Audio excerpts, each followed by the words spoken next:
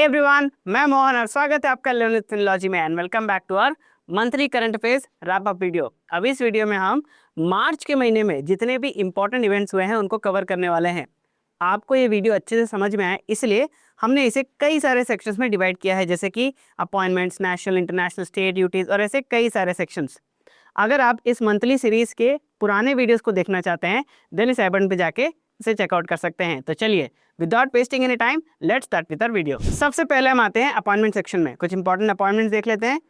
First is Krishna Kumar Thakur has been appointed as the director personal at the NMDC. अब NMDC है India का largest iron ore producer, ये आपको याद रखना है। India largest iron ore producer, very important. Then Vinay Kumar Saxena. Vinay Kumar Saxena has been appointed as the lieutenant governor of Ladakh. अब इनसे पहले कौन थे, ये बहुत इंपॉर्टेंट है आपके लिए जानना। इनसे पहले थे Kavinder Gupta, okay, important. Then R N Ravi has been appointed as the new governor of West Bengal. New governor of West Bengal.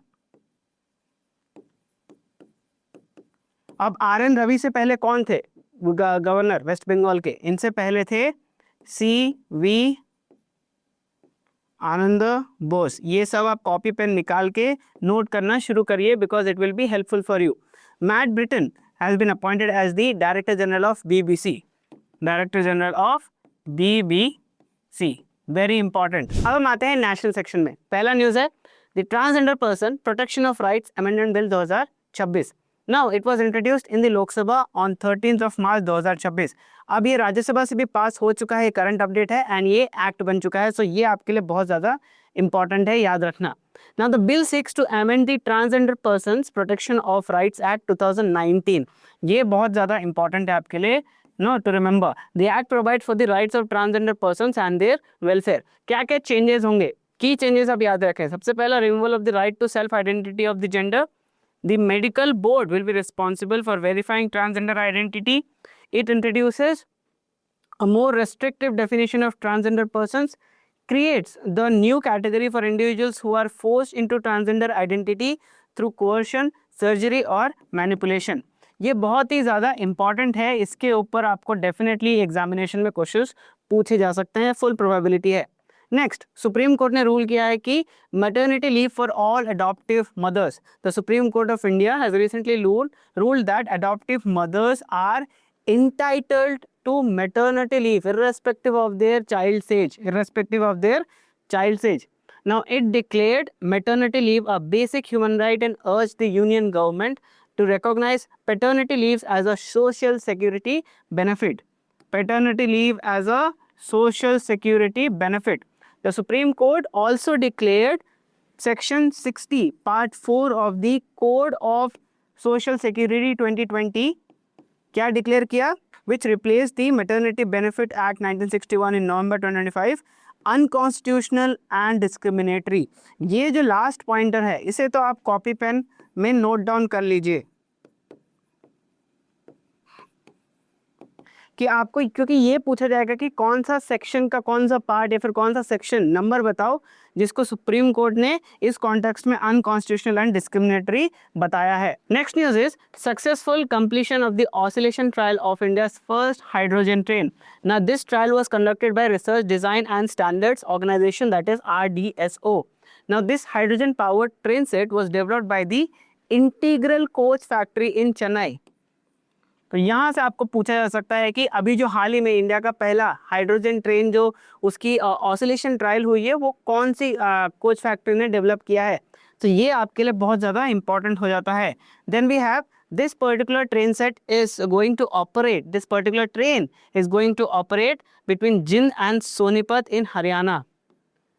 So these two names you should remember. Let's see the news from international section. The first is first UK nation to approve alkaline hydrolysis। इसको हम water cremation भी बोलते हैं, water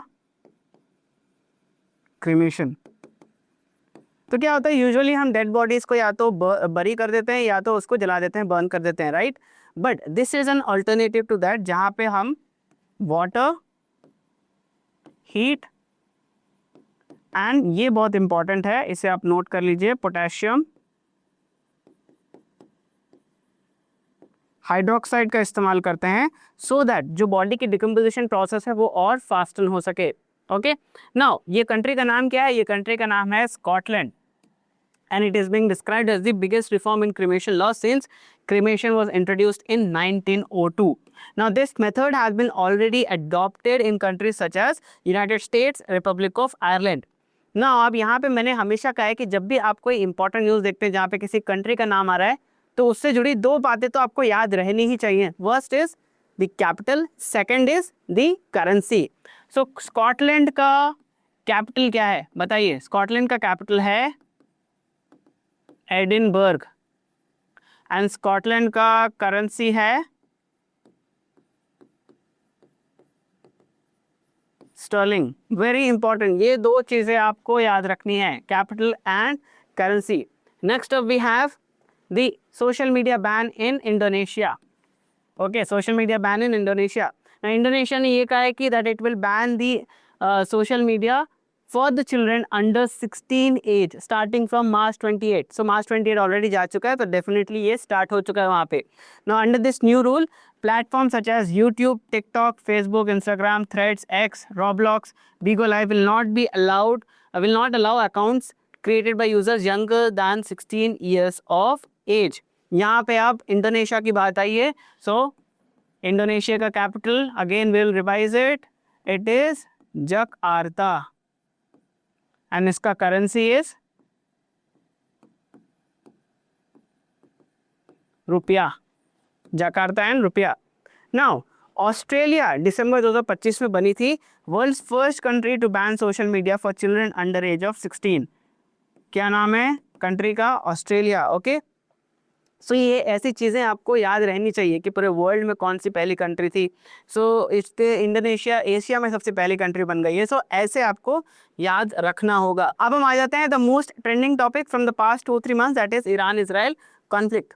so हमने पिछले बार भी देखा था कि ईरान ने स्ट्रेट ऑफ हॉर्मुज क्लोज कर दिया है, स्ट्रेट ऑफ हॉर्मुज क्लोज कर दिया था एंड पूरी दुनिया में एक ऑयल एंड गैस की क्राइसिस बन चुकी थी।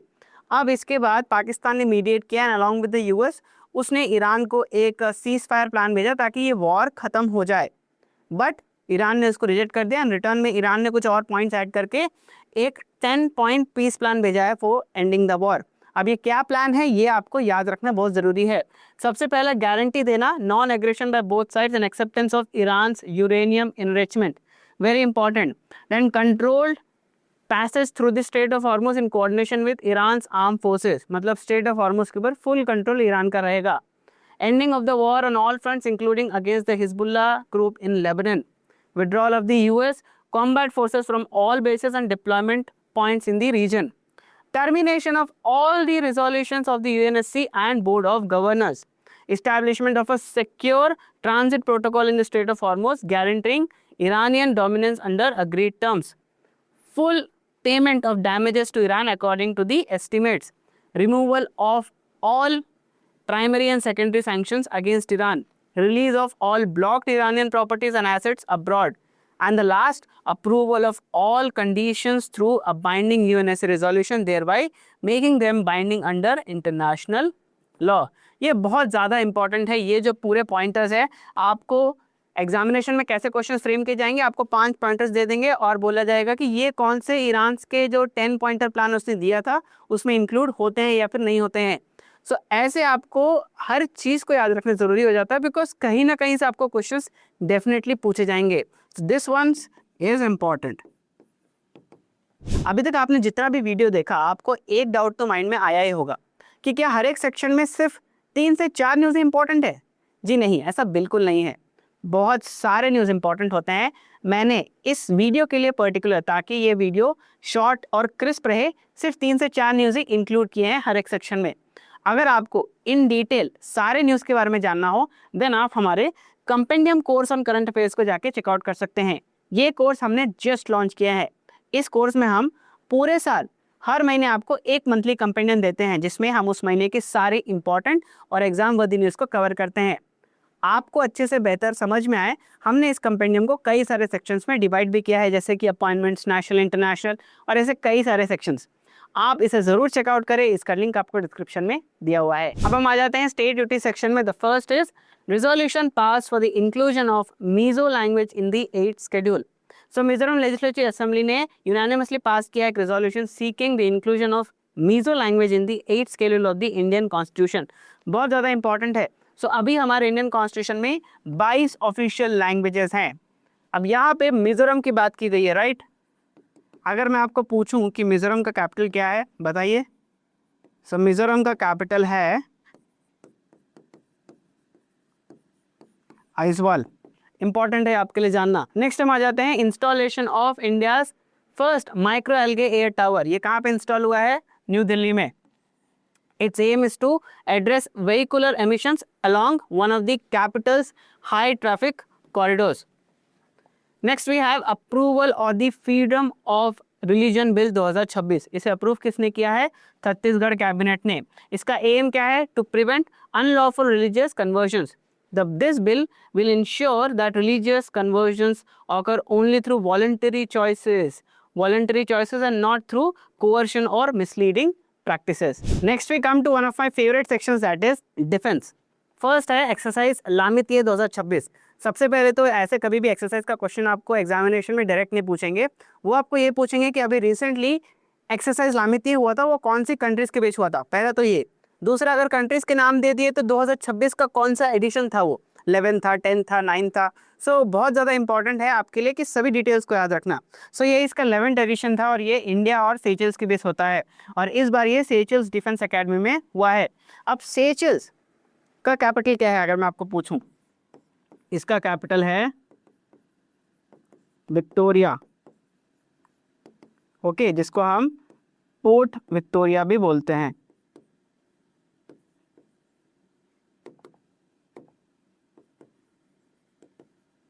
ओके, इंपॉर्टेंट है। नेक्स्ट हम आ जाते हैं successful testing of indigenous air droppable container from P8I।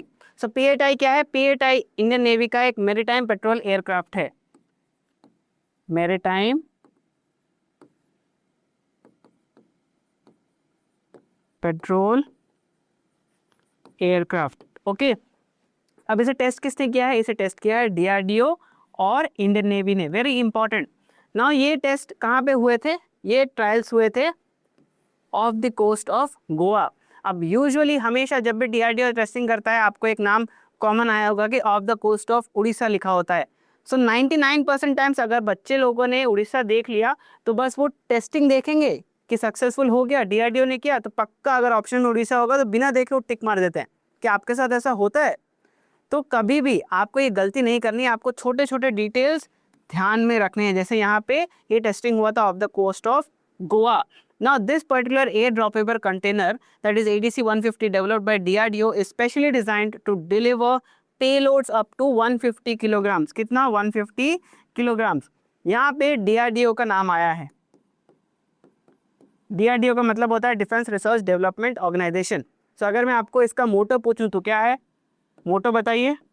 इसका मोटो है बालस्य मूलम विज्ञानम। इसके अलावा इंडियन नेवी का भी नाम आया है। इसके अलावा इंडियन नेवी का भी नाम आया है। तो इंडियन नेवी का मोटो क्या है? इंडियन नेवी का मोटो है शाम नो वरुणा। बहुत ज़्यादा इंपॉर्टेंट है आपके लिए। देन इंडियन नेवी डे कब ऑब्जर्व किया जाता है? अगर मैं आपको पूछूं, इंडियन नेवी डे ऑब्जर्व किया जाता है ऑन 4th December। और इंडियन नेवी के कितने कमांड हैं? Only 3 commands.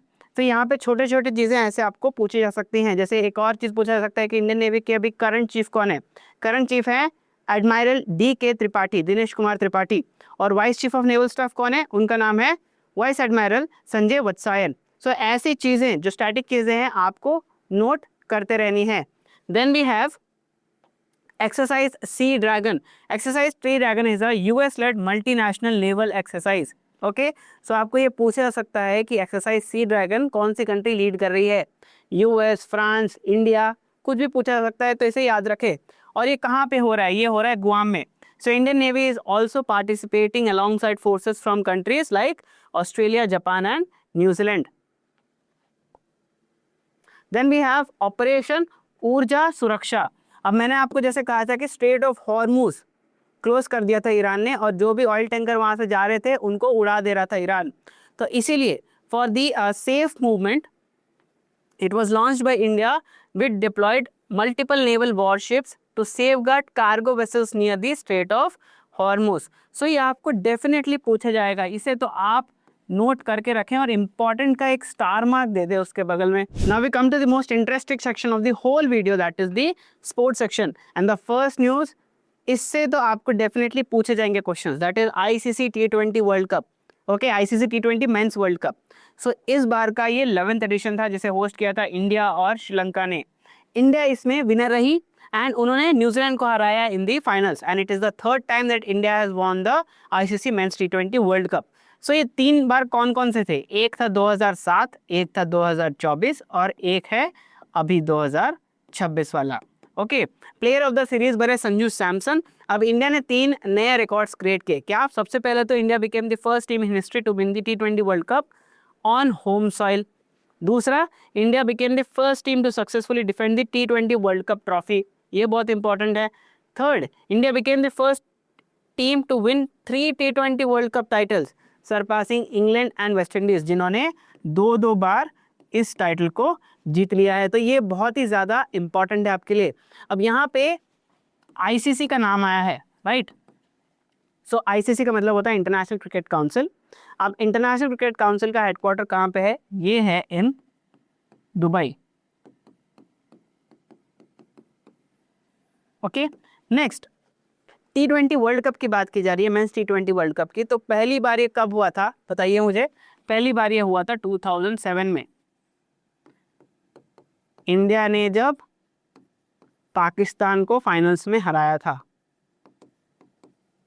और ये कहाँ पे हुआ था 2007 वाला? कौन सी कंट्री में? ये हुआ था साउथ अफ्रीका में।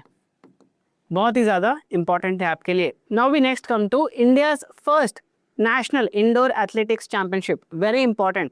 इसको होस्ट किया था कलिंगा इंडोर स्टेडियम भुवनेश्वर ने। Now it has been organised by athletics federation of India, that is AFI। Now this venue has already been selected to host the 2028 का वर्ल्ड इंडोर एथलेटिक्स चैंपियनशिप। बहुत ज़्यादा important है, आप इसे note करके रखें। Then we have Khelo India tribal games 2026, ये इसका फर्स्ट एडिशन है, तो ये आपके लिए बहुत ज़्यादा इंपॉर्टेंट हो जाता है। इसका मैस्कॉट है मोर व्हील।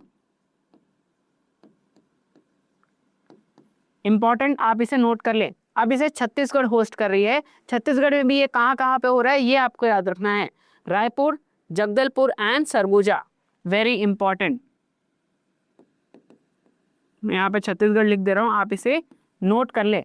कुछ इंपॉर्टेंट डिसिप्लिन्स हैं जो आपको याद रखनी है जिसमें खेला जाएगा, archery, athletics, football, hockey, swimming, weight lifting, wrestling. कुछ इंडिजिनियस स्पोर्ट्स में यहाँ पे कंपटीशन होगा, that is mallakhamb and kabaddi, जो कि स्पेशल फोकस पे रहेंगे। तो ये सारे डिसिप्लिन से आपको पूछा जा सकता है कि ऐसे क्वेश्चन पूछेंगे कि इनमें से कौन से डिसिप्लिन स्पोर्टिंग डिसिप्लिन्स हैं जो खेलो इंडिया ट्राइबल गेम्स में इंक्लूडेड हैं या नहीं, आपको लिस्ट दे दिया जाएगा। सो ये आपको ऐसे फ्रेम कर सकते हैं, सो आपको सभी चीज़ें अच्छे से याद रहनी चाहिए। अब हम वीडियो के थोड़े एंड में आ रहे हैं, तो let's see the important awards. First है Mark Linton History Prize 2026। It has been won by historian William Dalrymple. He won the prize for his book The Golden Road: How Ancient India Transformed the World. Very important, ये book का नाम आप note कर लीजिए। Okay. Then we have the Oscars 2026. It was the 98th edition. Best picture दिया गया One Battle After Another. Best actor to Michael B. Jordan for Sinners, and best actor goes to Jesse Buckley for Hamnet. Then we have Sahitya Academy Award 2025. It was established, this particular award was established in 1954. ये Jnanpith award के बाद India का second highest literary honour है। यहाँ पे जो भी awardees हैं उनके नाम मैं स्क्रीन में फ्लैश करवा दूंगा, जो भी इंपॉर्टेंट अवार्डीज हैं आप उसका स्क्रीनशॉट ले सकते हैं। Now we come to the report ranking portal section, the second last section of the video. सबसे पहला है QS world university ranking 2026। It has been released by Quacquarelli Symonds. Now India doubles its top 50 entries in the QS World University Rankings 2026 to 27, मतलब top 50 में 27 India से belong करते हैं। Top universities देख लेते हैं अलग अलग कैटेगरी में। आर्ट्स एंड ह्यूमैनिटीज़ में है university of Oxford, engineering and tech में है MIT, life sciences, medicine, natural sciences, social sciences and management सभी में है Harvard. Very important for you. अब हम बात करते हैं हुरून रिच लिस्ट 2026 के बारे में। इस लिस्ट के हिसाब से इलॉन मस्क है दुनिया के सबसे अमीर इंसान। इंडिया और एशिया में सबसे अमीर इंसान है Mukesh Ambani, who is also the chairman of Reliance industries. अगर मैं फीमेल्स में बात करूं, इंडिया की जो टॉप में है self made billionaire, her name is Radha Vembu. Okay, very important. She ranks 11th globally and first in India. Now we come to the last section of our video, that is some of the important days. तो यहाँ पे देख लेते हैं। सबसे पहले 4th March को world obesity day, again on 4th March national safety day, 8 March international women's day, CISF raising day on 10th of March, world kidney day on 12th of March, pi day on 14th of March, 20th March को world oral health day, 22nd March को world water day and 24th March को world TB day.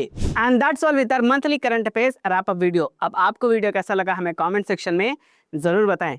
ऐसे ही अपनी current affairs preparation को और strong करने के लिए आप हमारे चैनल को सब्सक्राइब कर सकते हैं and do not forget to hit the bell icon, because जब भी हमारा अगला वीडियो अपलोड हो आपको उसका नोटिफिकेशन मिल जाए। Till then keep practising, keep revising, best of luck and bye.